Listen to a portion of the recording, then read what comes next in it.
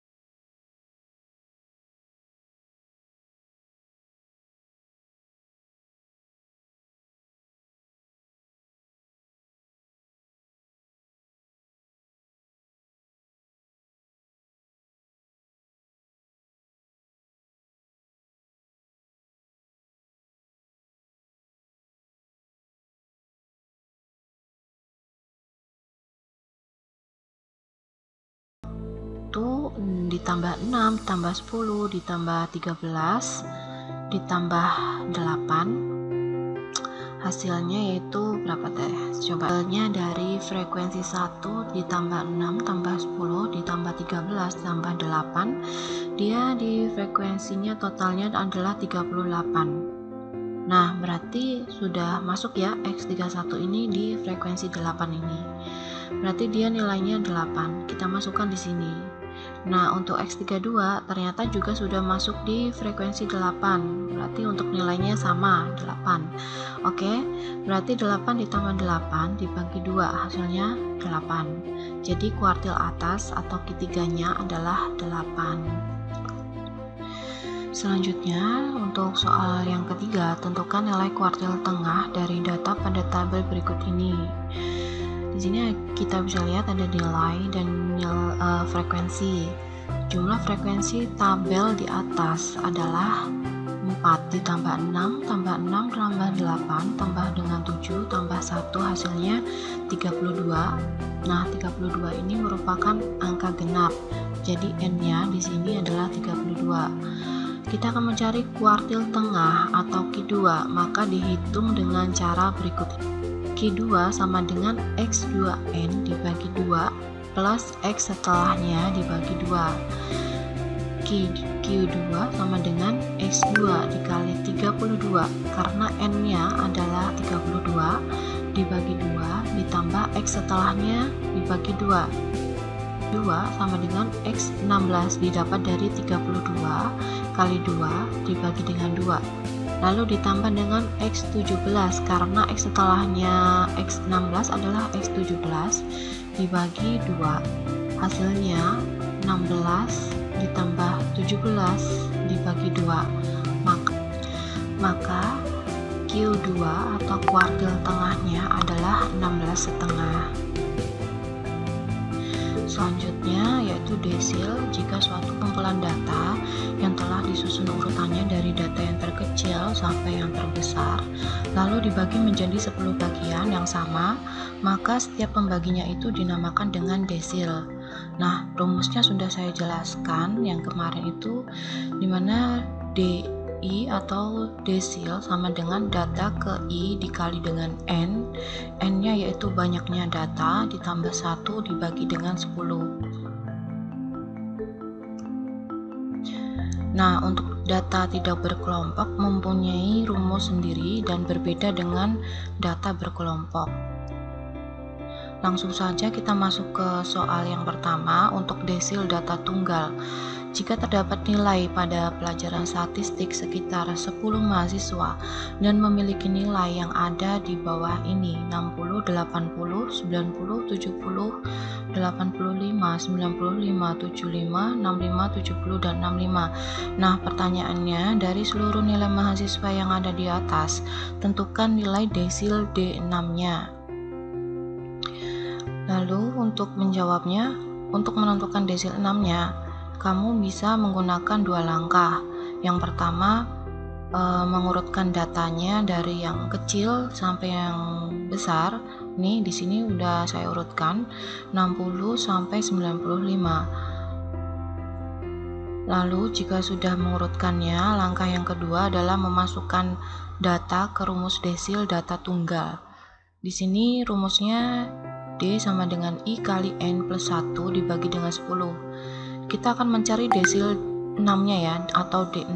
Maka di sini kita tulis D6 sama dengan I-nya yaitu 6 kali N-nya itu jumlah datanya. Di sini ada berapa? 60 sampai 95 ini jumlahnya ada 10.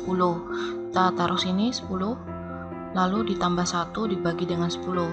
6 kali 11 dibagi 10 hasilnya 66 bagi 10. Hasil terakhirnya D6-nya atau desil 6-nya yaitu 6,6. Nah, data ke-6 ditambah 0,6, lalu D6-nya sama dengan 75 ditambah 0,6. 80 kurangi 75. Maka hasilnya 75 ditambah 3. Hasilnya yaitu 78. Nah, jika berdasarkan dari perhitungan yang di atas, maka posisi D6-nya menunjukkan pada nilai 78. Nah, contoh yang kedua masih di desil data tunggal. Tentukan desil ke-8 dari data berikut ini. Di sini sudah ada data 638 sampai 76. Maka kita akan menjawab, kita cek dulu n-nya atau jumlahnya data ini ada berapa. Dari 6 ke 6 ini ternyata di sini ada 16. Lalu kita urutkan dulu dari yang terkecil ke yang terbesar. Setelah kita urutkan, kita cek letak D8 menggunakan rumus desil data tunggal. D8 sama dengan 8 dikali dengan 16, yaitu jumlah n-nya ditambah dengan 1 dibagi dengan 10, karena desil itu kita harus bagi dengan 10. Hasilnya adalah 13,6. Lalu D8 sama dengan X13 ditambah 0,6 dikali X14 dikurangi X13. Hasilnya 8 ditambah 0,6 kali 9 kurangi 8, hasilnya 86. Nah, untuk soal yang ketiga, desil data berkelompok, tentukan nilai D6 dari data berikut ini. Di sini sudah ada kolom ya, data, dan FF itu frekuensi kelas desil. Kita cek dulu desilnya. Di sini I dibagi 10 kali N, di mana I-nya itu 6 dibagi dengan 10 kali 30. Karena ini jumlah frekuensinya 30 ya. Kalau ini kita jumlahkan, ini ya, jumlahnya yaitu 30, kita masukkan di sini, hasilnya adalah 18. Oke, selanjutnya kita akan mencari nilai desil ke-6. Kita masukkan di sini D6 sama dengan TB, ini sama aja dengan L0 atau batas bawah kelas desil D ditambah dengan P sama dengan C atau lebar kelas dikali I kali N dibagi 10 dikurangi F besar atau jumlah frekuensi semua kelas sebelum kelas desil, lalu dibagi dengan F kecil. F kecilnya itu yaitu frekuensi kelas desil. Nah, kita masukkan saja langsung. Di sini ada TB ditambah P kali 6N.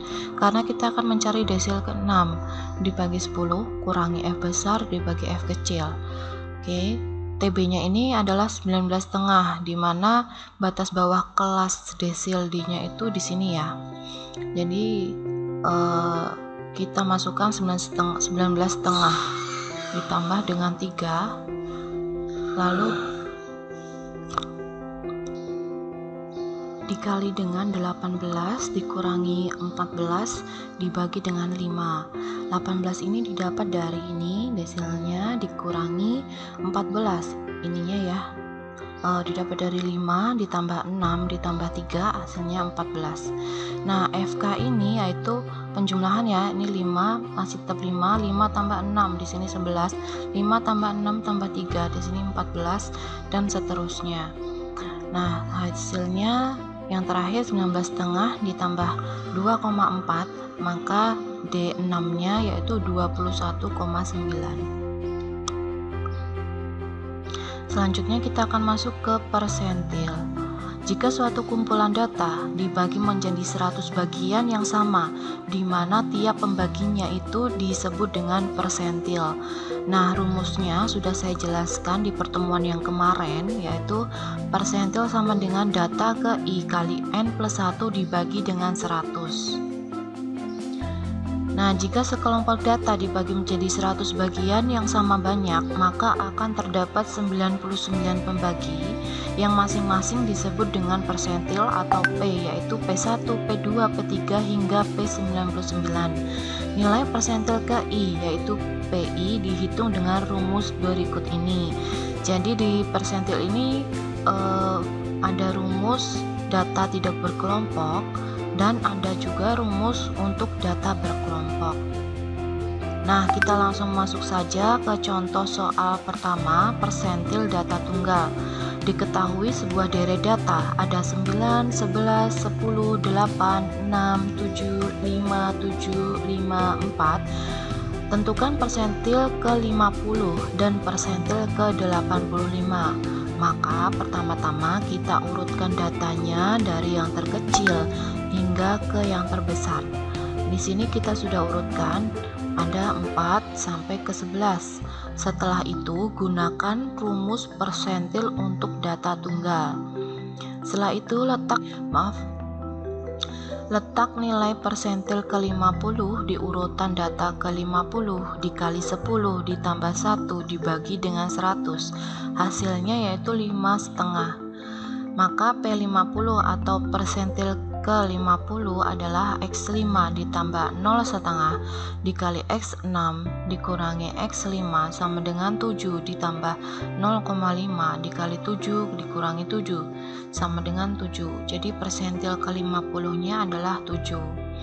Lalu selanjutnya letak nilai persentil ke-85. Maka di urutan data ke-85 adalah 85 dikali 10 ditambah 1 dibagi dengan 100. Hasilnya 330 dibagi 100 adalah 9,35. Maka persentil 85 nya adalah X9 ditambah 0,35 dikali X10 dikurangi X9 sama dengan 10 ditambah 0,35 dikali dengan 11 dikurangi 10 hasilnya 10,35. Jadi persentil ke-85 nya adalah 10,35.